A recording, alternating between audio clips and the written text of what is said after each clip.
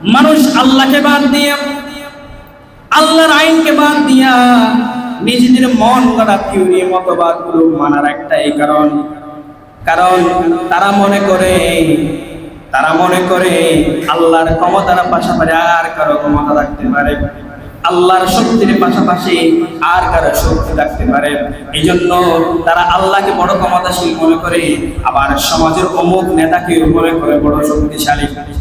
এই কথার উত্তরটা আল্লাহ কোরআনে দিয়ে যাচ্ছেন, ও বান্দা শোনো, তুমি যে শয়তানের ওয়াসওয়াসায় পড়েছো, তোমার ব্রেইনে যে ভুল কাজ করছে, সেই কথাটাও একটু কোরআনুল কারীম থেকে জেনে নাও। ও বান্দা শোনো, কোরআনুল কারীমের 2 নম্বর সূরা সূরাতুল বাকারা এর 20 নম্বর আয়াত খুলে দেখো।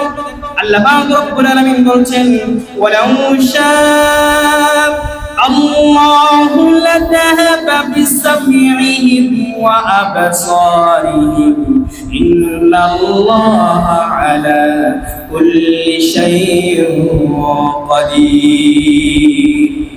ও বান্দা শোনো, তুমি যাদেরকে ক্ষমতাশীল মনে করো, অর্থশীল মনে করো, তোমার গুরু বলে মনে করো, তোমাকে পৃথিবীর জমিনে বাঁচিয়ে রাখার দায়িত্ব বলে মনে করো, আল্লাহ তাআলা বলেছেন, ওয়ালাউ শাআ আল্লাহু লাযাহাবা বিসামিইহিম, আমি চাইলে তো সেই যে কান দিয়ে শুনে সেই কানের শ্রবণ শক্তি আমি কেড়ে নিতে পারতাম, আর কথাগুলো শুনতে পারতাম।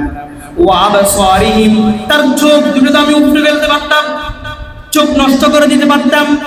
তুমি আজকে তাকে ক্ষমতাশীল মনে করছো, অর্থশীল মনে করছো, শক্তিশালী মনে করছো। আল্লাহ পাক রব্বুল আলামিন বলেছেন, ও বান্দা ভালো করে শোনো, মুহূর্তের ভিতরে একজন ভালো মানুষ, মুহূর্তের ভিতরে সে অন্ধ হয়ে যেতে পারে, মুহূর্তের ভিতরে ঈশ্বর ক্ষমতা হারাতে পারে।